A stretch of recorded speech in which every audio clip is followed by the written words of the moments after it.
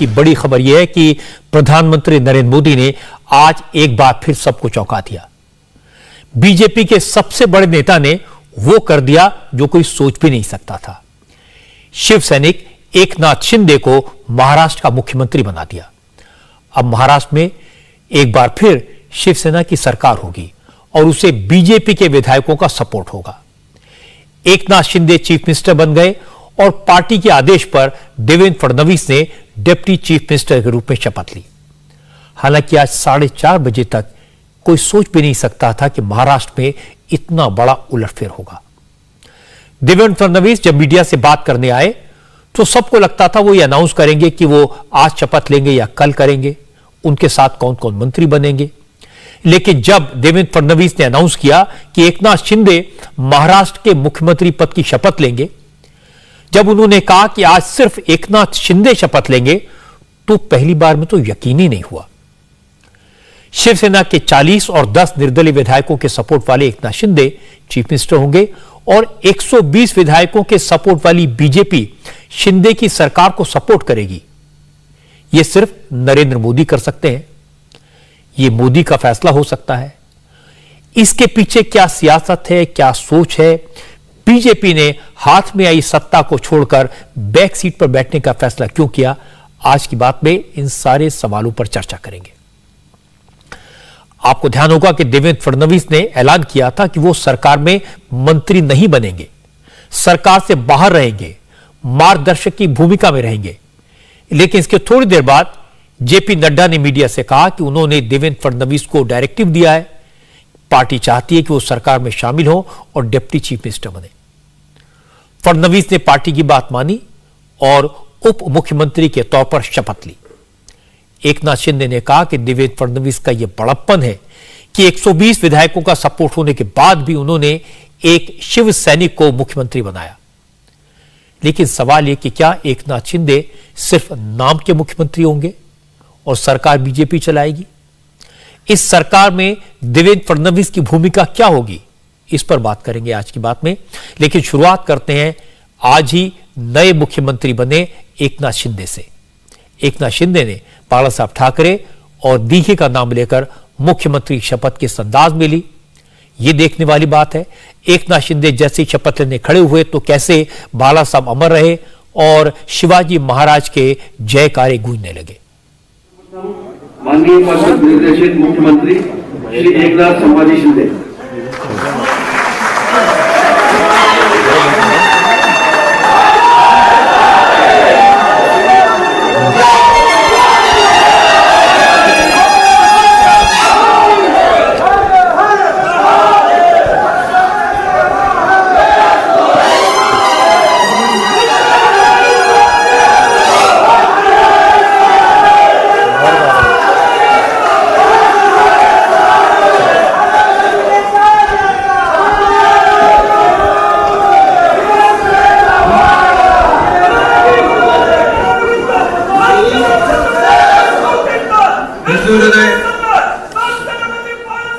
हिंदू हृदय सम्राट बाळासाहेब ठाकरे, धर्मवीर आनंद दिघे साहेबांच्या आशीर्वादाने मी एकनाथ संभाजी शिंदे ईश्वर साक्ष शपथ घेतो की कायद्याद्वारे स्थापित झाले आहे अशा। सबको इंतजार था कि महाराष्ट्र में शिवसेना के विधायकों की सपोर्ट से बीजेपी की सरकार बनेगी, लेकिन हुआ उल्टा। बीजेपी के सपोर्ट से एक बार फिर शिवसेना की सरकार बन गई। एकनाथ शिंदे मुख्यमंत्री बन गए, देवेंद्र फडणवीस ने डिप्टी चीफ मिनिस्टर पद की शपथ ली। इस मौके पर जाहिर है बीजेपी के सभी बड़े बड़े नेता मौजूद थे। कल तक बीजेपी विपक्ष में थी, कांग्रेस और एनसीपी की सरकार थी।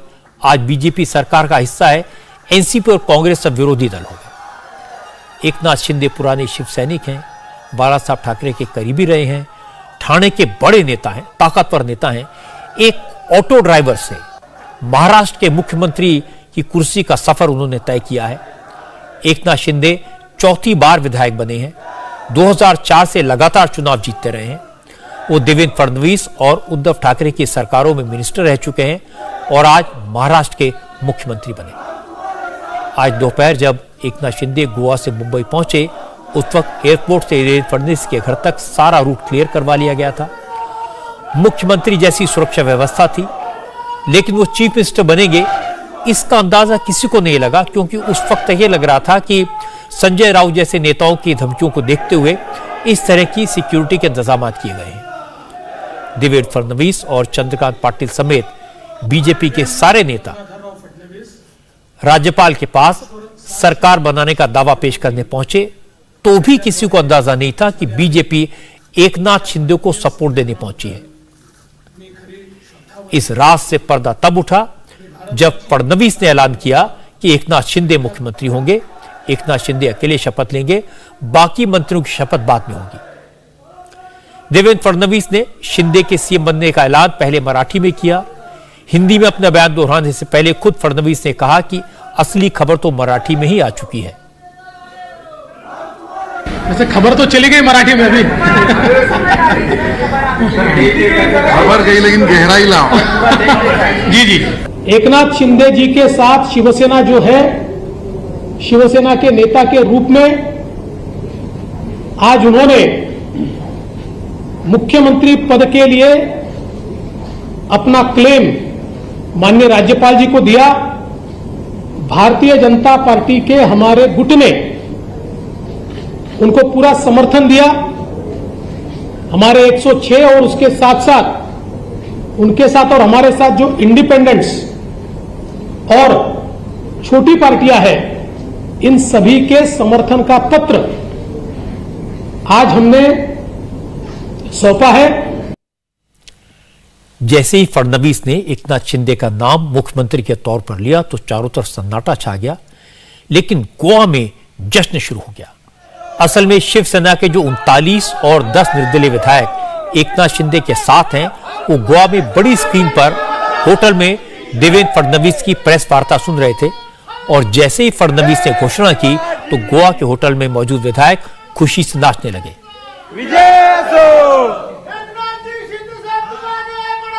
हम तुम्हारे साथ हैं।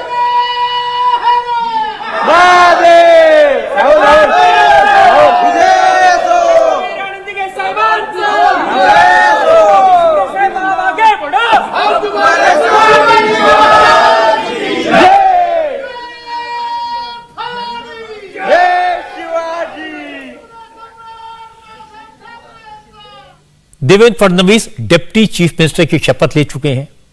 बीजेपी के दूसरे नेता भी एकनाथ शिंदे की सरकार में मंत्री बनेंगे। हालांकि प्रेस कॉन्फ्रेंस के दौरान शुरुआत में देवेंद्र फडणवीस के बयान से यह लगा कि बीजेपी सरकार में शामिल नहीं होगी, बाहर से सपोर्ट करेगी। बाद में फडणवीस ने क्लियर किया कि पहले एकनाथ शिंदे विधानसभा में अपना बहुमत साबित करेंगे, उसके बाद कैबिनेट एक्सपेंशन होगा, तब बीजेपी के विधायक भी मिनिस्टर बनाए जाएंगे। हम लोग सारी कार्रवाई करके उसका एक्सपांशन करेंगे। एक्सपांशन के समय शिवसेना के जो विधायक उनके साथ है, कुछ इंडिपेंडेंट्स है, हमारे 106 विधायक हैं। इनमें से जो ज्येष्ठ वरिष्ठ लोग हैं, जो हमारी पार्टी तय करेगी या उनकी पार्टी तय करेगी, ऐसे लोगों को मौका दिया जाएगा और मंत्रिमंडल का एक्सपांशन किया जाएगा। देवेंद्र फडणवीस खुद मुख्यमंत्री नहीं बने, सरकार की कमान शिंदे को सौंप दी। उन्होंने शिंदे के साथ ज्वाइंट प्रेस कॉन्फ्रेंस में कहा कि वो सरकार में शामिल नहीं होंगे, मंत्री नहीं बनेंगे। देवेंद्र फडणवीस ने कहा था कि वो सरकार के गार्जियन होंगे, गाइड करेंगे, सपोर्ट करेंगे। मैं इस सरकार को पूरे तरीके से सहयोग करूंगा। मैं सरकार के बाहर रहूंगा और इस सरकार को सफल बनाने हेतु जो जो चीज करना आवश्यक है, ऐसी सारी चीजें हम मिलकर करेंगे, मेरा विश्वास है। आदरणीय प्रधानमंत्री मोदी जी ने जो विकास का एक नया पर्व शुरू किया है, उस विकास के पर्व को 2.5 साल का जो ब्रेक लगा था, वो ब्रेक निकलेगा और फिर से महाराष्ट्र की प्रगति की एक्सप्रेस ये तेजी के साथ भागेगी। और उसके लिए मैं श्री एकनाथ शिंदे जी को बहुत बहुत बधाई देता हूं। लेकिन लोग इस आश्चर्य से निकल पाते कि एकनाथ शिंदे मुख्यमंत्री बनेंगे, देवेंद्र फडणवीस मुख्यमंत्री नहीं बनेंगे, सरकार में शामिल नहीं होंगे। एक और हैरत में डालने वाली बात सामने आई, एक और ट्विस्ट आया। फडणवीस के सरकार से बाहर आने के ऐलान के 1 घंटे बाद जेपी नड्डा ने कहा कि देवेंद्र फडणवीस ने बड़ा दिल दिखाया, मुख्यमंत्री की कुर्सी शिंदे को दे दी। नड्डा ने कहा यह बीजेपी में ही हो सकता है, बीजेपी का कार्यकर्ता ही कर सकता है, क्योंकि पार्टी विचारधारा पर चलती है, उसी के लिए लड़ती है, पद के लिए आशा नहीं करती। फिर नड्डा ने कहा कि लेकिन पार्टी नेतृत्व चाहता है कि देवेंद्र फडणवीस सरकार में शामिल हो, डिप्टी चीफ मिनिस्टर बने। महाराष्ट्र के विषय पर अभी हमारे वरिष्ठ नेता और महाराष्ट्र के पूर्व मुख्यमंत्री श्री देवेंद्र फडणवीस जी ने इस बात की घोषणा की है कि हमारे अगले मुख्यमंत्री श्री एकनाथ शिंदे जी होंगे, और साथ ही साथ उन्होंने बहुत बड़ा दिल दिखाते हुए इस बात की भी घोषणा की है कि वो व्यक्तिगत रूप में सरकार से बाहर रह करके समर्थन देंगे और भारतीय जनता पार्टी के पक्ष का पूरा समर्थन एकनाथ शिंदे जी को मिलेगा। यह हमारी पार्टी के नेता और कार्यकर्ता का चरित्र भी दर्शाता है और यह बताता है कि हम किसी पद की लालसा में और पद के लिए नहीं हैं, हम विचार के लिए हैं और विचार को आगे रखने के साथ साथ महाराष्ट्र की जनता की भलाई हो, महाराष्ट्र की जनता का विकास हो, जन जन की आकांक्षाएं पूरी हों, इस बात को ध्यान में रखते हुए हमारे देवेंद्र फडणवीस जी ने इस बात का फैसला किया है। लेकिन भारतीय जनता पार्टी की केंद्रीय टीम ने इस बात को तय किया है कि देवेंद्र जी को सरकार में आना चाहिए और सरकार में पदभार संभालना चाहिए, और इसलिए देवेंद्र जी से व्यक्तिगत रूप में भी आग्रह किया है और केंद्र ने इस बात को निर्देशित किया है कि देवेंद्र जी उप मुख्यमंत्री के रूप में, डिप्टी चीफ मिनिस्टर के रूप में कार्यभार संभालें और महाराष्ट्र की जनता और महाराष्ट्र की लोगों की जो आकांक्षाएं हैं उसको पूरा करने के लिए पूरी ताकत लगाएं और जन जन की आकांक्षाओं को एक विकसित प्रदेश के रूप में महाराष्ट्र को खड़ा करने में अपना योगदान करें।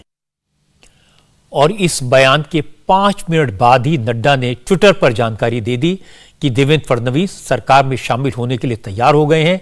नड्डा ने लिखा कि भाजपा ने महाराष्ट्र की जनता की भलाई के लिए बड़े मन का परिचय देते हुए एकनाथ शिंदे का समर्थन करने का निर्णय किया और देवेंद्र फडणवीस ने बड़ा मन दिखाते हुए मंत्रिमंडल में शामिल होने का निर्णय किया, जो महाराष्ट्र की जनता के प्रति उनके लगाव को दर्शाता है। फिर अमित शाह ने ट्विटर पर लिखा, देवेंद्र फडणवीस ने महाराष्ट्र सरकार में शामिल होने का निर्णय लिया है। जैसे ये बात कंफर्म हुई तो राजभवन में शपथ ग्रहण समारोह में 2 की जगह 3 कुर्सियां लगा दी गई। क्योंकि पहले सिर्फ शिंदे को शपथ लेनी थी, इसलिए मंच पर गवर्नर भगत सिंह कोश्यारी और चीफ मिनिस्टर एकनाथ शिंदे की कुर्सी लगाई गई थी।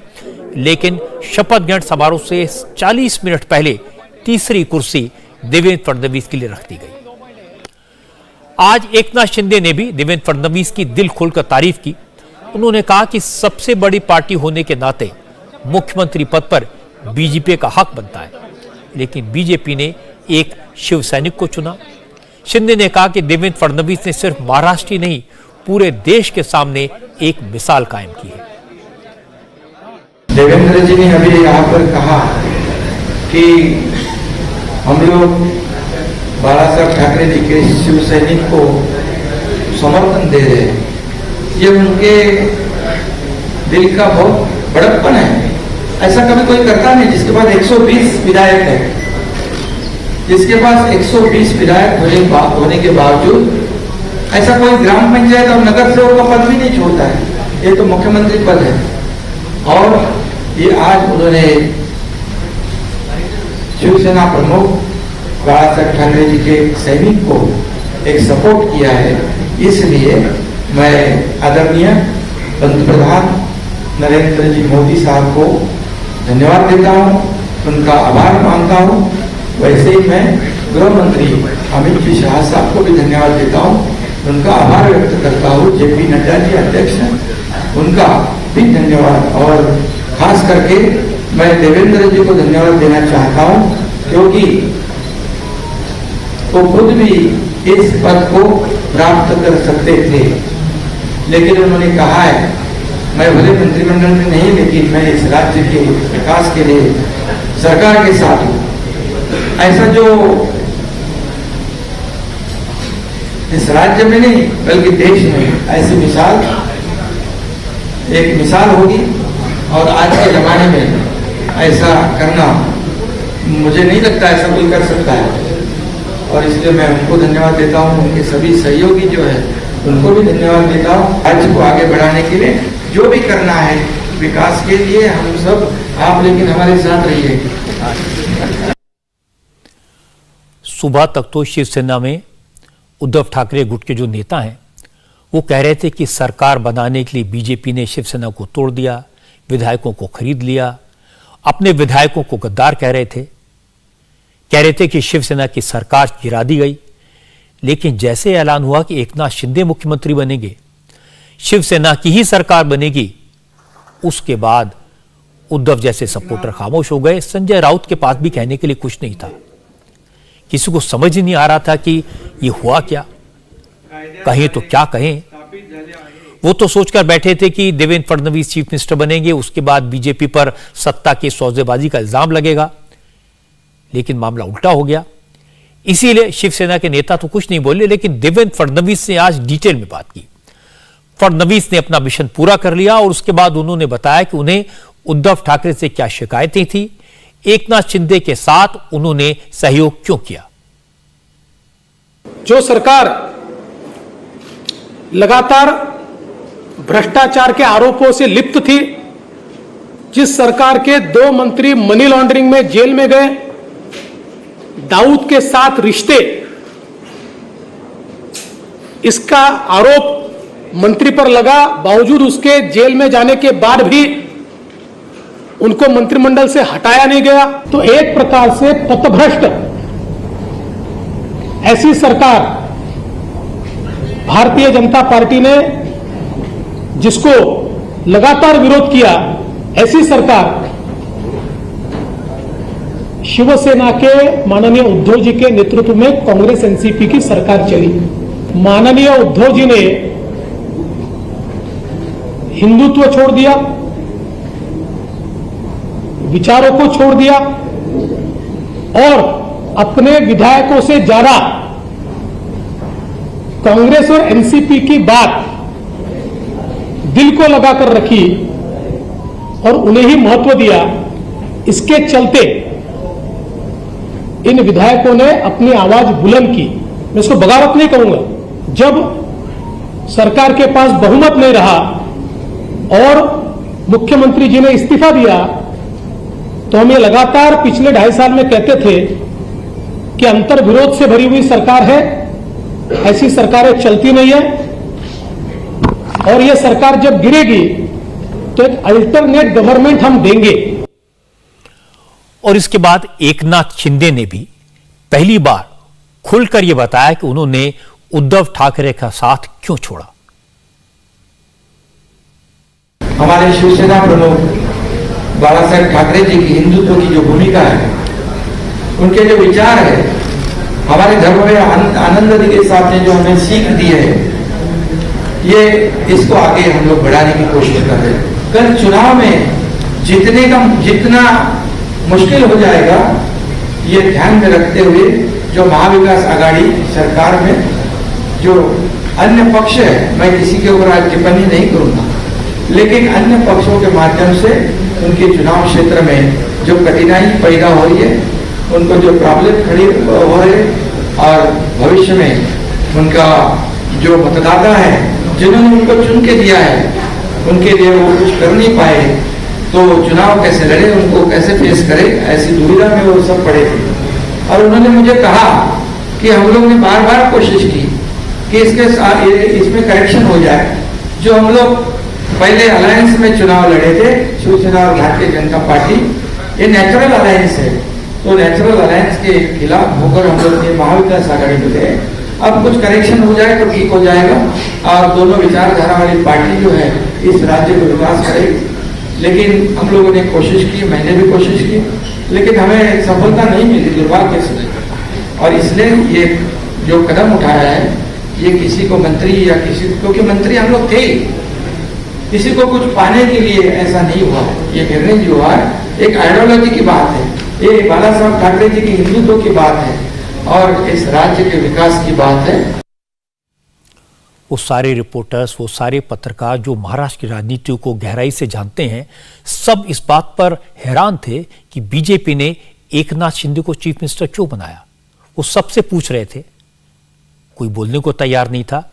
बीजेपी के एमपी धनंजय महाडिक इस पर खुलकर बोले। धनंजय महाडिक ने कहा, यह बीजेपी का फैसला महाराष्ट्र के हित में है और इसके पीछे बीजेपी की दूर की सोच है। हमारे लिए बहुत शॉकिंग था। खुद फडणवीस जी ने आज एकनाथ शिंदे साहब का मुख्यमंत्री पद के लिए नाम यहाँ पे घोषित किया है और हम सब हक्के बक्के रह गए। हम बहुत शॉक थे, लेकिन ये एक long term plan Bharatiya Janata party का केंद्रीय नेतृत्व और राज्य के नेतृत्व का प्लान था। ये उन्होंने हमें बाद में आके समझाया है। 2024 में अपना पूरा मेजॉरिटी स्टेट में लाने के लिए 1-2 कदम उन्होंने पीछे लिए और ये बड़ी उड़ान लेने के हिसाब से उन्होंने ये प्लानिंग किया है। आज उन्होंने डिप्टी सीएम का पदभार भी स्वीकारा है, क्योंकि केंद्रीय नेतृत्व ने उनको आज उस तरह का एक रिक्वेस्ट भी किया और एक ऑर्डर भी किया है, क्योंकि महाराष्ट्र की जनता के जो सवाल हैं, उनकी जो परेशानी है, उसको सॉल्व करने के लिए आपको मंत्रिमंडल में होना ज़रूरी है। एक तो हिंदुत्व की ज़रूरत थी कि वो शिवसेना का मुख्यमंत्री बनना चाहिए। शिवसेना के साथ हम गठबंधन कर रहे हैं, इसलिए भाजपा शिवसेना को सपोर्ट कर रही है और एक सामान्य शिवसैनिक को हम चीफ मिनिस्टर बना रहे हैं। ये एक पहला एजेंडा उनका था, तो हम हिंदुत्व के साथ है, शिवसेना के साथ है। एक पहला मैसेज था। दूसरा मैसेज ये था कि महाराष्ट्र की जनता के लिए, महाराष्ट्र में भारतीय जनता पार्टी का 2024 का जो प्लान है, उसके लिए आज वो पार्टी में या मंत्रिमंडल में होना उनका ज़रूरी है। और 175 सीट 2024 में बीजेपी के चुनने के लिए आने के लिए आज जो 2 कदम उन्होंने पीछे लिए हैं और वो आगे चल के अगले 2.5 साल में वो महाराष्ट्र की जनता के लिए ऐसा काम करेंगे कि ये जो हमारा सपना है वो पूरा हो। धनंजय महाडिक ने बड़े पते की बात कही और साफ साफ लफ्जों में कही। उन्होंने कहा कि ये भारतीय जनता पार्टी का लॉन्ग टर्म प्लान है, शॉर्ट टर्म गेन्स की तरफ नहीं देख रहे। उन्होंने ये भी कहा कि ये सरकार महाराष्ट्र की जनता के लिए काम करेगी और हमने देखा कि शपथ लेने के तुरंत बाद एकनाथ शिंदे की सरकार ने काम शुरू कर दिया। एकनाथ शिंदे और देवेंद्र फडणवीस दोनों मंत्रालय पहुंचे, कार्यभार संभाला और उसके बाद राज्य के हालात की समीक्षा की, विकास कार्यों की बात की। एकनाथ शिंदे ने बताया कि बहुत जल्द ही उनके मंत्रिमंडल का विस्तार होगा। इस बात में कोई शक नहीं कि शिंदे का मुख्यमंत्री बनना देवेंद्र फडणवीस के लिए एक राजनीतिक सेटबैक है। उन्हें इस बात की कतई उम्मीद नहीं रही होगी कि पार्टी उन्हें पहले शिंदे को मुख्यमंत्री बनाने का ऐलान करने को कहेगी और फिर उनसे डिप्टी चीफ मिनिस्टर बनने को भी कहेगी। लेकिन देवेंद्र फडणवीस पार्टी के अनुशासित कार्यकर्ता हैं, उन्होंने इस फैसले को स्वीकार किया। इसके लिए उनकी तारीफ करनी चाहिए, राजनीति में ऐसा कम होता है। लेकिन यह फैसला देवेंद्र फडणवीस के लिए कितना मुश्किल रहा होगा, यह समझने के लिए इसकी बैकग्राउंड समझना जरूरी है। देवेंद्र फडणवीस 5 साल मुख्यमंत्री रहे, उनके काम की हर जगह तारीफ हुई। 2019 का विधानसभा चुनाव देवेंद्र फडणवीस के काम और उनके फेस को सामने रखकर लड़ा गया। जब 2.5 साल उद्धव चीफ मिनिस्टर रहे तो बीजेपी बार बार कहती थी कि शिवसेना के साथ मिलकर चुनाव फडणवीस को मुख्यमंत्री बनाने के लिए लड़ा गया था। फडणवीस ने भी, आपको याद होगा, विधानसभा में कहा था, पानी उतरता देख किनारे पर घर मत बना लेना, मैं समंदर हूं, लौट कर आऊंगा। पिछले दिनों पहले राज्यसभा और फिर एमएलसी के चुनाव में फडणवीस ने साबित कर दिया कि वो महाराष्ट्र की राजनीति के मास्टर हैं, चाणक्य हैं। एकनाथ शिंदे कई साल से उनके करीबी हैं। उनके साथ मिलकर उद्धव ठाकरे की सरकार को उखाड़ने का जो ऑपरेशन हुआ, उसमें देवेंद्र फडणवीस की जो भूमिका है वो बहुत अहम थी। इस लड़ाई में देवेंद्र फडणवीस ने शरद पवार जैसे चतुर, चालाक, अनुभवी राजनेता को मात दे दी। इसके बाद किसी को शक कैसे हो सकता था कि देवेंद्र फडणवीस फिर से मुख्यमंत्री नहीं बनेंगे? एकनाथ शिंदे भी इस बात पर हैरान थे कि बीजेपी ने उन्हें मुख्यमंत्री बना दिया, देवेंद्र फडणवीस को छोड़ दिया। सियासत की यह चाल उद्धव ठाकरे को तो मुश्किल में डाल सकती है, लेकिन फडणवीस के लिए अच्छी खबर नहीं है। जो शिंदे उनकी सरकार में कैबिनेट मिनिस्टर थे, उनका डिप्टी सीएम बनकर रहना मुश्किल तो होगा, लेकिन लॉन्ग रन में, भविष्य में मुझे लगता है देवेंद्र फडणवीस समंदर की तरह लौटकर जरूर आएंगे। और इस वक्त की ताजा खबर यह कि महाराष्ट्र विधानसभा का विशेष सत्र 2 जुलाई को बुलाया जाएगा। इस सेशन में पहले स्पीकर का इलेक्शन होगा, उसके बाद एकनाथ शिंदे सदन में बहुमत साबित करने की औपचारिकता पूरी करेंगे और उसके बाद मंत्रिमंडल में विस्तार पर चर्चा की जाएगी। सरकार बनने के बाद अब शिवसेना के विधायक भी कह रहे हैं कि एकनाथ शिंदे के करीबी और शिवसेना के नेता दीपक केसरकर, वो भी कह रहे हैं कि सभी 50 विधायक एमएलए चाहते थे कि एकनाथ शिंदे मुख्यमंत्री बने। बीजेपी ने उनकी इच्छा का सम्मान किया, विधायकों की भावना को खुले दिल से अपनाया और यह बड़ी बात है। 50 हमारे मेंबर्स है, उन्होंने इसके लिए जो योगदान दिया है वो बहुत महत्वपूर्ण है। इसलिए वो जो चाहते थे कि शिंदे साहब को एक बार तो सीएम होने का मौका मिलना चाहिए, बीजेपी ने वो एक्सेप्ट किया। और उनके जो सर्वोच्च नेता है, मोदी साहब है, शाह साहब है, नड्डा साहब है, उसने उन्होंने एक स्पिरिट दिखाया। अगर हिंदुत्व को लेकर आगे बढ़ना है और हमें थोड़ा सा पीछे रहना पड़ता है, एक हमारा डिप्टी सीएम भी बन जाता है, तो उसके बारे में उन्होंने कुछ भी रिजर्वेशन नहीं रखा। उन्होंने खुले दिल से उसका स्वागत किया और एक अच्छी गवर्नमेंट बन रही है महाराष्ट्र में। जो बाला साहब की इच्छा थी कि एक शिवसैनिक महाराष्ट्र के मुख्यमंत्री के पद पे बैठे, तो आज उनकी वो इच्छा पूरी हुई है।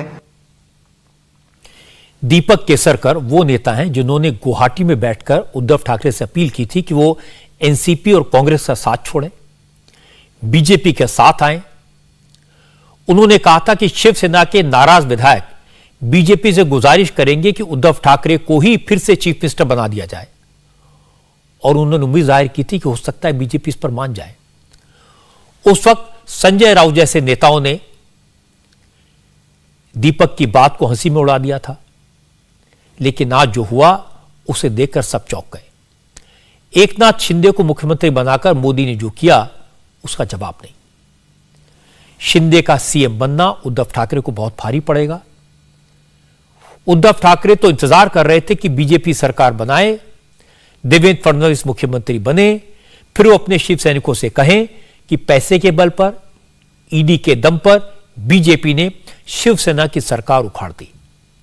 वो सेना भवन में बैठकर शिव सैनिकों से रोज कहते कि हमारे विधायकों ने शिवसेना के मुख्यमंत्री को हटाने के लिए हमसे गद्दारी की।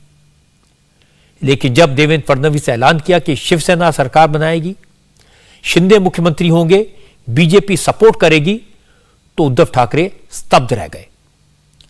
इस एक वाकये ने, इस एक फैसले ने उद्धव का आने वाला खेल बिगाड़ दिया। वो एक शिव सैनिक के मुख्यमंत्री बनने का विरोध अब कैसे करेंगे? अब वो बाला साहब ठाकरे के एक विश्वस्त सिपाही के मुख्यमंत्री बनने का विरोध कैसे कर पाएंगे? उद्धव ने तो शिंदे से कहा था क्या वो आपको मुख्यमंत्री बनाएंगे? अगर बनाएंगे तो मैं आगे बढ़कर आपका स्वागत करूंगा। अब बना दिया। अब क्या उद्धव ठाकरे अपनी सरकार गिराने वाले शिंदे का स्वागत करेंगे या उनका विरोध करेंगे? अब उद्धव के पास शिव सैनिकों को उकसाने के लिए कोई डायलॉग भी नहीं बचा। अब न शिव सैनिक उनके साथ होंगे न शिवसेना। इसीलिए आने वाले दिन उद्धव ठाकरे के लिए मुश्किल भरे होंगे। एकनाथ शिंदे के सीएम बनने से सबसे ज्यादा मुश्किल तो उद्धव ठाकरे के सामने खड़ी हो ही गई है। बीजेपी ने एकनाथ शिंदे को सीएम बना दिया। अब शिंदे खुद के असली शिवसेना होने का दावा भी कर रहे हैं। उनके गुट की तरफ से क्लियर कर दिया गया कि असली पार्टी का जो विप होगा वही उन विधायकों को भी मानना होगा जो अब तक उद्धव के साथ है, वरना उनकी मेंबरशिप चली जाएगी। इसलिए अब उद्धव ठाकरे के करीबी नेताओं को चिंता है पार्टी की। हालांकि संजय राउत ने आज फिर कहा कि हम सत्ता के लिए पैदा नहीं हुए, सत्ता हमारे लिए है। मुख्यमंत्री उद्धव ठाकरे जी जो पार्टी के चीफ है शिवसेना के, कल रात को अपने पद से इस्तीफा दिया है। सर्वोच्च न्यायालय में जिस प्रकार का निर्णय आया है उसके बाद पद पर रहना उनके लिए उचित नहीं था। बहुत ही नैतिकता की राजनीति करने वाले वो नेता है। कल त्यागपत्र दिया है, लोगों से अपील की है कि किस परिस्थिति में उनको ये पद छोड़ना पड़ा। 2.5 साल तक उद्धव जी के नेतृत्व में कांग्रेस और राष्ट्रवादी की सरकार चली, शिवसेना उसमें थी अर्थात, और सभी का उनको सहकार्य मिला, सोनिया गांधी हो, पवार साहब हो। लेकिन उद्धव जी ने जाते वक्त कहा कि मेरे ही लोगों ने मुझसे गद्दारी की, बेईमानी की, इसलिए ये सरकार अब मैं नहीं चला सकता हूँ। लेकिन Shiv Sena is not born for power, power is born for Shiv Sena. हम सत्ता के लिए पैदा नहीं हुए, सत्ता हमारे लिए पैदा हुई। ये बाला साहब ठाकरे जी का एक मंत्र रहा हमेशा। हम वापस काम करेंगे और फिर एक बार अपने बलबूते पर सत्य पे आएंगे। महाराष्ट्र में नई सरकार बनने का शरद पवार ने स्वागत किया, एकनाथ शिंदे को बधाई दी और साथ साथ विपक्ष के पद पर एनसीपी का दावा भी ठोक दिया। अब एनसीपी दूसरे नंबर की बड़ी पार्टी है, इसलिए एनसीपी की तरफ से कहा गया कि विपक्ष के नेता के पद पर उसका हक बनता है। शरद पवार ने अपनी पार्टी के विधायकों से पूछा उनके हिसाब से नेता विपक्ष कौन होना चाहिए, किसको जिम्मेदारी दी जानी चाहिए, क्योंकि इस पद को कैबिनेट मिनिस्टर का दर्जा मिलता है, सरकारी सुविधाएं मिलती हैं। शरद पवार के ग्रैंडसन रोहित पवार ने कहा कि उनकी पार्टी में नेता विपक्ष चुनने लायक कई अच्छे नेता हैं, लेकिन बनेगा कौन यह फैसला शरद पवार को करना है।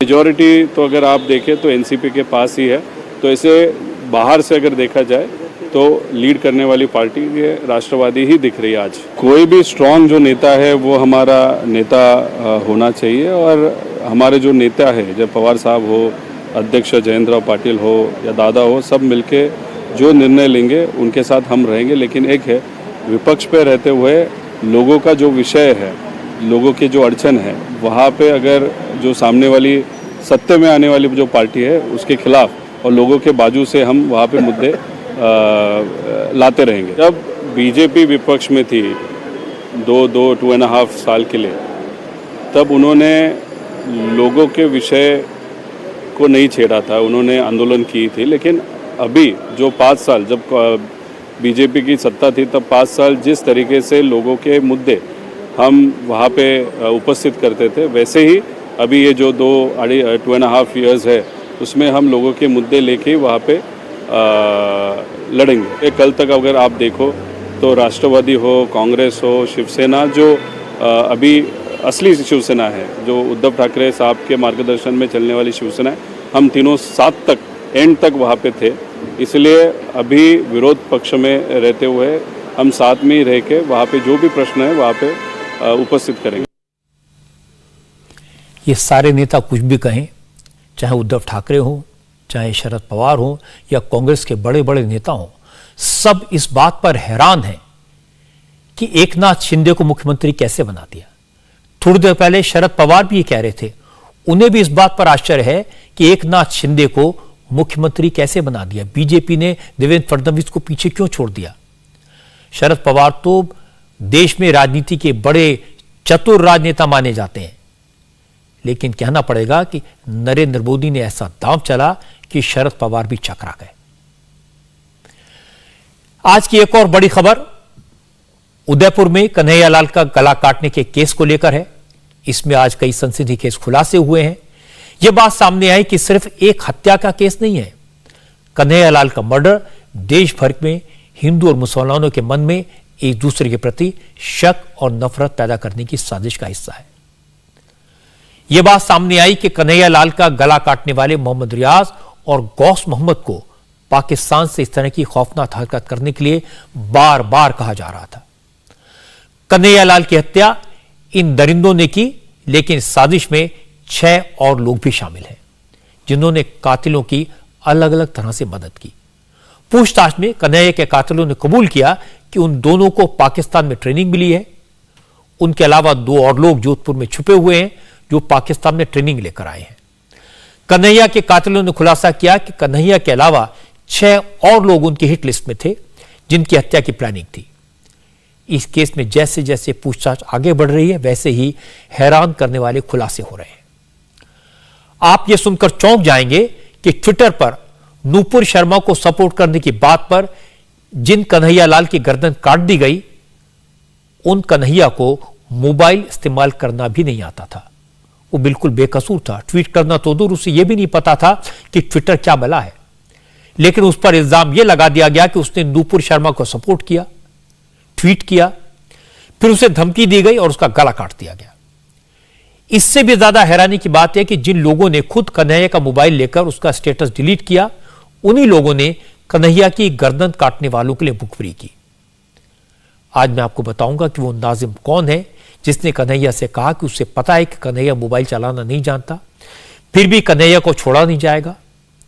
हैरान करने वाली बात यह भी कि इस्लाम के नाम पर कन्हैया की गर्दन काटने वाले मोहम्मद रियाज और गौस मोहम्मद कोई साधारण मुसलमान नहीं है। ये दोनों पाकिस्तान के इशारे पर काम करने वाले दहशतगर्द हैं। वो 45 दिन तक पाकिस्तान में रह चुके हैं। पाकिस्तान से लौटने के बाद मोहम्मद रईस और गौस मोहम्मद ने बहुत सारे व्हाट्सएप ग्रुप बनाए। पुलिस ने इन दोनों के जो मोबाइल और लैपटॉप जब्त किए हैं, उनसे पता लगा कि मोहम्मद रियाज और गौस मोहम्मद तमाम मौलानाओं के भड़काऊ भाषण सुनते थे, उन्हें व्हाट्सएप ग्रुप्स के जरिए प्रोपोगेट करते थे। एनआईए इन सारी बातों की जांच कर रही है। कन्हैया लाल की हत्या को लेकर पूरे देश में जबरदस्त नाराजगी है। आज भी प्रोटेस्ट हुए। कन्हैया के कातिलों को फांसी पर लटकाने की मांग की हुई।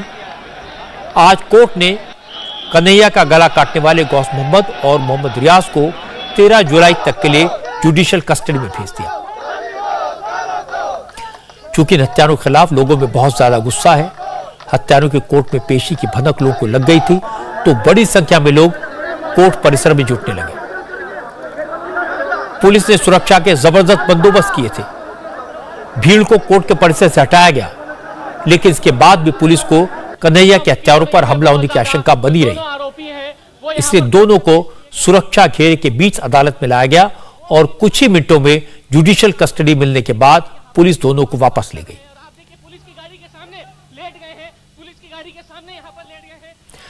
अब तक पूछताछ में मोहम्मद रियाज और गौस मोहम्मद ने कई खुलासे किए हैं।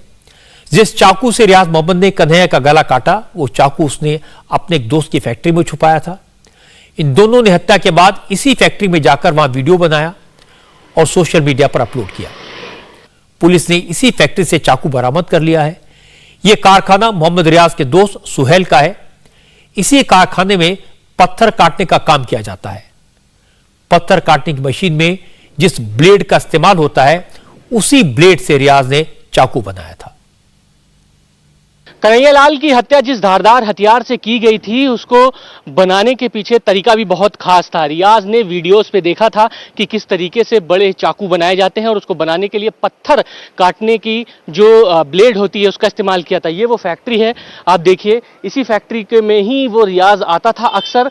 और ये जो बड़े बड़े पीछे ब्लेड्स आपने देखे हैं, ये जो ब्लेड्स वेस्टेज हो जाते थे उनको लेकर चाकू बनाता था। इस चाकू को खास तरीके से बनाया जाता है। दरअसल कराची में इस तरीके के चाकू को बनाया जाता है और आप चाकू देख रहे हैं वो काफी मोटा होता है। वो सोहेल की फैक्ट्री में ही सबसे पहले चाकू बनाने का काम शुरू किया रियाज ने, और उसके बाद रियाज और गौस दोनों ने जो वीडियो बनाया था वो सोहेल की इस फैक्ट्री के ठीक सामने, ये वो दफ्तर है जिसमें ताला लगा है, इसमें ही सबसे पहले वो वीडियो बनाया और उसके बाद सोशल मीडिया पर वो वीडियो पोस्ट किया। यानी जो वीडियो जो आप देख रहे हैं चाकू लहराते हुए, वो वीडियो इसी जगह पर बनाया गया था और इसी दफ्तर में ही वीडियो को शूट किया और उसके बाद यहां से सोशल मीडिया पर उसने वायरल किया। क्योंकि मामला सिर्फ एक हत्या का नहीं है, किसी एक आदमी के कत्ल का नहीं है, ये इंटरनेशनल माफिया से इसके तार जुड़े हैं, ये दहशतगर्दी का मामला है। तो एनआईए इसकी जांच कर रहा है और अब तक जो जांच हुई है उसमें पता लगा कि इस पूरी साजिश के पीछे पाकिस्तान का कनेक्शन भी है। कन्हैया लाल की हत्या करने वाले मोहम्मद रियाज और गौस मोहम्मद का आईएसआईएस के साथ संबंध हो सकता है, यह बात सामने आई है। मोहम्मद रियाज के बारे में कहा गया है कि वो आईएसआईएस के आतंकी मुजीब अब्बास से जुड़ा था। पता ही चला कि मुजीब से रियाज 3 बार मिला। मुजीब 1992 में टोंक के मालपुरा में हुए दंगे का मुख्य आरोपी था, जो कि नाम बदलकर जयपुर में रह रहा था। कुछ ही महीने पहले की बात है जब स्पेशल ऑपरेशन ग्रुप ने उसे अरेस्ट किया। इस मुजीब से मोहम्मद रियाज ने 3 बार मुलाकात की थी। रियाज और गौस मोहम्मद के बारे में कहा जा रहा है कि इन दोनों के दावत इस्लामी नाम के संगठन से कनेक्शन है। दावत इस्लामी पाकिस्तान का मिलिटेंट ऑर्गेनाइजेशन है, कट्टरपंथी संगठन है, जिसका मुखिया मौलाना इलियास अत्तारी है। इसी से प्रभावित होकर मोहम्मद रियाज ने अपने नाम के आखिर में अत्तारी जोड़ा था और मोहम्मद रियाज अत्तारी बन गया था। दावत इस्लामी संगठन जिहादी बनाने की ट्रेनिंग देता है। हमारे देश में कन्वर्जन के कई मामलों के पीछे दावत इस्लामी का नाम आया है। पता यह भी चला कि कराची से आने के बाद ही मोहम्मद रियाज सोशल मीडिया पर बहुत एक्टिव हो गया। उसने अल्लाह के बंदे नाम से व्हाट्सएप ग्रुप बनाया था। इसमें वो अखबारों की कटिंग्स और पाकिस्तान के मौलानाओं की भड़काने वाली तकरीरें पोस्ट किया करता था। अब तक पूछताछ में दोनों हत्यारों ने 5 और लोगों के नाम बताए हैं जो इस साजिश में शामिल थे। बाकी आरोपी मौका वारदात पर मौजूद तो नहीं थे, लेकिन हत्या की साजिश में बराबर के शामिल थे। मर्डर से पहले इन सब ने एक जगह प्लानिंग की। पुलिस ने इनमें से 4 लोगों को हिरासत में लिया है। गौस मोहम्मद के बारे में यह भी पता चला कि वो 2014 में पाकिस्तान गया था। वहां उसने ट्रेनिंग ली थी। कराची में दावत इस्लामी के प्रोग्राम में शामिल हुआ था। पुलिस को इस केस की जांच के दौरान करीब 10 ऐसे मोबाइल नंबर पता चले हैं जिन पर वो लगातार बात करता था। इनमें से ज्यादातर नंबर पाकिस्तान के हैं। इन पाकिस्तानी नंबरों पर रियाज और गौस मोहम्मद दोनों की बातचीत होती थी और यह भी पता चला कि ये दोनों नेपाल भी गए थे। आज पूछताछ के दौरान गौस मोहम्मद ने कुछ और खुलासे किए। गौस मोहम्मद ने बताया कि उदयपुर के 2 और लोग पाकिस्तान से ट्रेनिंग लेकर आए हैं। वसीम अख्तरी और अख्तर राजा को भी पाकिस्तान में आतंकवादी संगठनों ने ट्रेन किया था। इस केस को लेकर और हत्यारों के पाकिस्तानी कनेक्शन के बारे में अब तक जो बातें मैंने आपको बताई, उनसे एक बात साफ है कि कन्हैया लाल के मर्डर की प्लानिंग कई दिनों से चल रही थी, लेकिन इस मामले में राजस्थान की पुलिस का रवैया लापरवाही भरा रहा। कन्हैया लाल ने पुलिस से सुरक्षा की गुहार की थी, जान को खतरे की आशंका जताई थी, लेकिन पुलिस ने उसे सिक्योरिटी नहीं दी। कन्हैया लाल के परिवार वालों और आम लोगों में गुस्सा इसी बात को लेकर है। आज उदयपुर के कई इलाकों में हिंदू संगठनों की तरफ से प्रोटेस्ट किया गया। लोगों ने कहा कि कल जगन्नाथ जी की रथ यात्रा निकलनी है और कल जुमा भी है। अगर कल रथ यात्रा के दौरान कोई घटना होती है तो फिर जो होगा उसकी जिम्मेदारी गहलोत सरकार की होगी। कल जो हमारी विशाल रथ यात्रा है उसके बीच में समुदाय विशेष का एक बड़ी धर्मस्थल आता है, उसके आसपास जितने भी घर है उन सब की जांच कराई जाए। पिछले बार भी जब यात्रा निकली थी तब वहां से पत्थर फेंके थे, तो इस बार अगर ऐसा कुछ होता है तो हिंदू समाज चुप नहीं बैठेगा, फिर हिंदू अपना आवेश खोएगा। और हमारी जो रथ यात्रा है उस दिन जुम्मा भी है, तो ये प्रशासन को देखना है उस दिन कैसे निपटना है। राजस्थान का मुख्यमंत्री भी आज यहाँ आ रहा है, जो 1 महीने से दिल्ली की सड़कों पर है। राजस्थान को अपराधियों के हवाले छोड़कर 1 महीने से दिल्ली में पड़े हुए हैं। अब उदयपुर आ रहे हैं परिवार से मिलने। जब राजस्थान का हाल था, बुरा हो रहा था, तब दिल्ली में थे। अब कल हमारी रथ यात्रा है और इनका जुम्मा है। रथ यात्रा पर यदि एक भी पत्थर आया तो उसका अंजाम सरकार को भुगतना होगा। बुलडोजर बिल्कुल यूपी की तर्ज पे योगी जी जैसा मुख्यमंत्री चाहिए यहाँ, और बुलडोजर चलने चाहिए ताकि उनको भी पता लगे कि किसी का घर उजाड़ रहे हो तो उनको भी पता लगना चाहिए कैसा उनका परिवार। भैया को और धमकी मिली है, उनको पूरा प्रोटेक्शन करना चाहिए। और ये इस्लामिक है, यही जैसे इस्लाम का नाम। किसको धमकिया, क्या और भी धमकिया? एक भाई को और मिली है, सेक्टर 11 में एक भाई को और धमकी मिली है, उसका भी आश्वासन दिया है यहाँ पे। सर आप ये देखिए कि उदयपुर जैसी जगह खांजी पीर में ISI का बंदा मिलता है जो कि पाकिस्तान से ताल्लुक रखता है। 2014 में ट्रेनिंग लेके आया, 15 में नेपाल में ट्रेनिंग लेके आया, दुबई में रह के आया, बगदादी गैंग का हिस्सा है और उदयपुर में मिल रहा है। तो ऐसे कितने स्लीपर सेल होंगे जो उदयपुर में होंगे? तो जो पुलिस के मुखबिर है वो क्या कर रहे हैं? राजस्थान सरकार जो है वो क्या कर रही है फिर, अगर देखा जाए सर? तो आप लोगों की नाराजगी वाजिब है, गुस्सा ठीक है, लेकिन इस गुस्से में होश खोने की जरूरत नहीं है। कोई भी कानून अपने हाथ में न ले, सब संयम रखें, शांति बनाए रखें। राजस्थान के चीफ मिनिस्टर अशोक गहलोत ने भी आज लोगों से अपील की है कि शांति बनाए रखें, उत्तेजित ना हो। अशोक गहलोत आज कन्हैया लाल के परिवार वालों से मिलने गए। गहलोत ने कन्हैया लाल के परिवार को 50 लाख रुपए का चेक दिया, साथ ही दोनों बेटों को सरकारी नौकरी देने का भी भरोसा दिया। लेकिन जब गहलोत कन्हैया के घर पहुंचे तो घर के बाहर मौजूद भीड़ की तरफ से उनकी सरकार के खिलाफ नारे लगे। हालांकि अशोक गहलोत ने जो कहा वो ध्यान से सुनने वाली बात है। चीफ मिनिस्टर ने कहा, कन्हैया के हत्यारों को सजा दिलाने की सारी जिम्मेदारी एनआईए पर है। गहलोत ने कहा, यह दो धर्मों के बीच का मामला नहीं है, बल्कि आतंकवादी घटना है। कातिलों के पाकिस्तान जाने की बात सामने आई है। अब उम्मीद है कि एनआईए इस केस को फास्ट ट्रैक कोर्ट में ले जाकर कन्हैया लाल के कातिलों को सख्त सजा दिलवाएगी। ये कोई दो धर्मों के बीच में झगड़ा होने वाली बात नहीं है। इसलिए जब ये यूएपीए के अंतर्गत जो आतंकवाद गतिविधि होती है, उनकी धाराओं में केस दर्ज कर लिया गया एसओजी द्वारा, तो स्टेट गवर्नमेंट तरफ से बहुत तत्काल कार्रवाई हुई है। धाराएं लगाई गई है, अंतर्राष्ट्रीय संगठनों से इनके संबंध होना, पाकिस्तान इनका जाना, ये तमाम जानकारी प्राप्त कर ली गई और यूएपीए के अंतर्गत जो केस दर्ज किए गए हैं आतंकवाद के नाम पे, उसके बाद में एनआईए नेशनल इन्वेस्टिगेशन एजेंसी ने केस ले लिया है।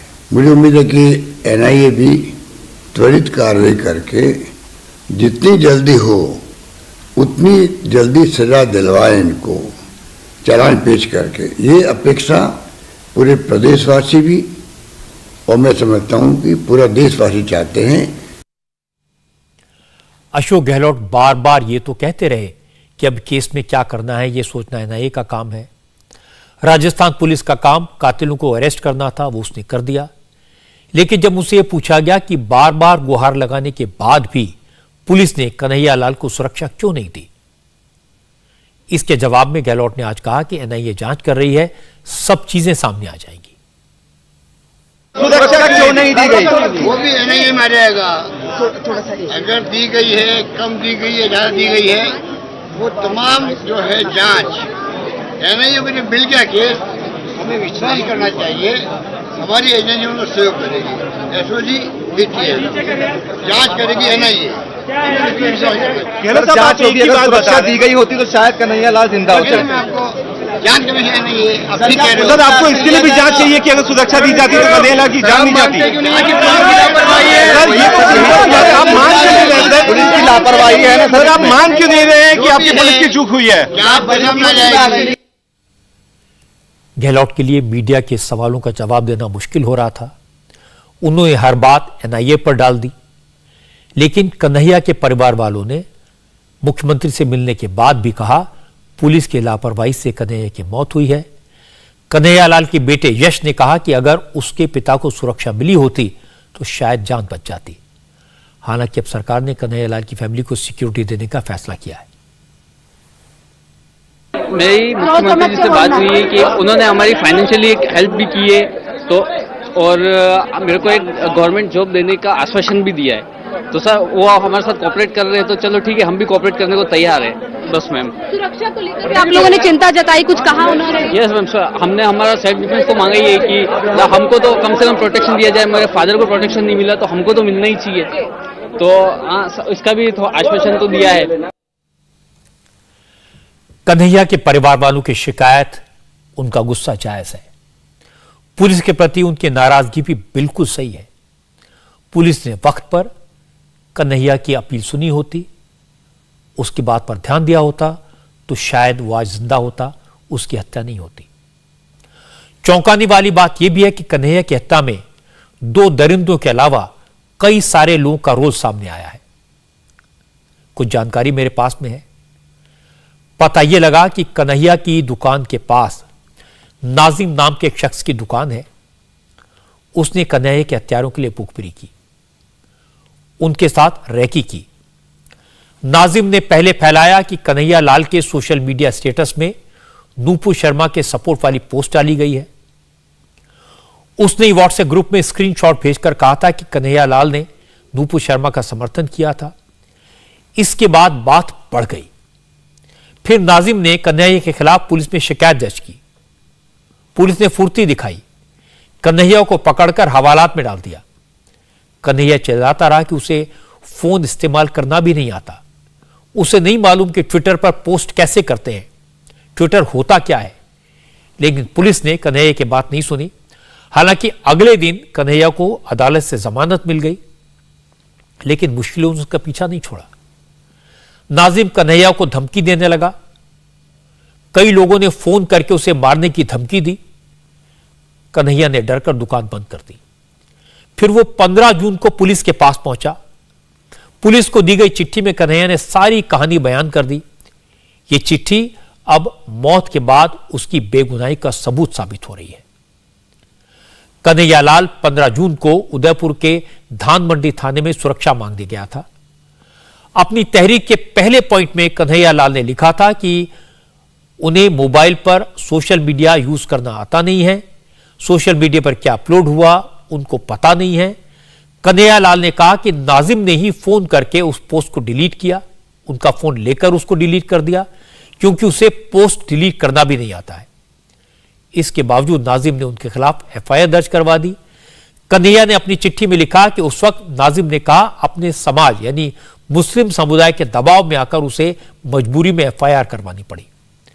लेकिन हकीकत तो यह थी कि नाजिम ने मजबूरी में नहीं बल्कि जानबूझकर कन्हैयालाल के खिलाफ पुलिस में रिपोर्ट करवाई। इसका सबूत भी कन्हैयालाल की चिट्ठी में मिल जाता है। लेटर के पॉइंट नंबर 3 में कन्हैयालाल ने लिखा कि नाजिम और उसके साथ 5 लोग उसकी दुकान की रैकी कर रहे हैं, उन्हें दुकान खोलने नहीं दे रहे हैं। उन्हें लग गया था कि ये लोग जान से मारने की कोशिश करेंगे। नाजिम ने उनका फोटो अपने समाज के व्हाट्सएप ग्रुप में वायरल कर दिया है और सबसे कह दिया ये व्यक्ति अगर कहीं दिखे या दुकान पर आए तो जान से मार देना। उन्होंने देखा कि ये लोग प्रेशर बना रहे हैं कि अगर उन्होंने दुकान खोली तो मुझे जान से मार दिया जाएगा। आखिरकार वही हुआ। दुकान में ही कन्हैयालाल की हत्या कर दी गई। राजस्थान के डीजीपी ने यह भी बात मानी कि कन्हैयालाल के केस में पुलिस से सिक्योरिटी असेसमेंट में गलती हुई थी और यही वजह है कि एसएचओ और एएसआई को सस्पेंड करना पड़ा। आज की एक अच्छी खबर यह है कि आज से अमरनाथ यात्रा शुरू हो गई। श्रद्धालुओं के पहले जत्थे ने आज बाबा बर्फानी के पहले दर्शन कर लिए। बाबा के भक्तों का पहला जत्था बालटाल के रास्ते पवित्र गुफा तक पहुंचा। पहलगाम के रूट से भी 2750 श्रद्धालुओं का जत्था पहुंच रहा है। जम्मू कश्मीर के लेफ्टिनेंट गवर्नर मनोज सिन्हा ने आज श्रीनगर से भोले बाबा के वर्चुअल दर्शन किए और वीडियो कॉन्फ्रेंसिंग के जरिए अपने कार्यालय में बैठकर बाबा बर्फानी की सबसे पहले पूजा भी की। कोरोना की वजह से 2019 के बाद अमरनाथ की यात्रा हो रही है। मनोज सिन्हा ने उम्मीद जताई कि इस बार की यात्रा अच्छी तरह से संपन्न होगी।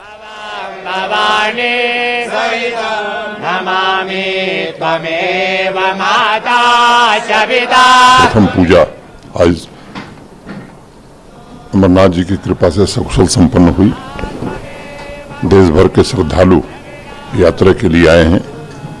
मुझे पूरा विश्वास है कि महादेव और बाबा अमरनाथ की कृपा से यात्रा सकुशल होगी और बाबा की कृपा से सभी लोग अच्छे से दर्शन करके सकुशल वापस जाएंगे।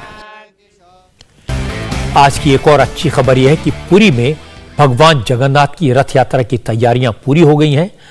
कल होने वाली रथ यात्रा के लिए दुनिया भर से लोग पुरी पहुंच रहे हैं। आप इस वक्त जो तस्वीरें देख रहे हैं वो उसी स्थान की हैं जहां से भगवान जगन्नाथ की रथ यात्रा शुरू होती है। हर साल आषाढ़ के शुक्ल पक्ष की द्वितीया को ये रथ यात्रा निकाली जाती है। हिंदू मान्यताओं के अनुसार इस रथ यात्रा में भगवान जगन्नाथ, उनके भाई बलभद्र और बहन सुभद्रा अपनी मौसी के घर जाते हैं। सबसे आगे बलभद्र का रथ, उनके पीछे बहन सुभद्रा और सबसे पीछे भगवान जगन्नाथ रथ होता है। ये तीनों रथ बनकर तैयार हैं। पिछले 2 साल से कोरोना की वजह से ये रथ यात्रा नहीं निकल पाई थी, इसलिए इस बार इस यात्रा को लेकर भक्तों में बहुत उत्साह है। इंडिया टीवी हर वक्त हर जगह डाउनलोड करने के लिए सर्च करें India TV news Google play store या ऐप स्टोर पर।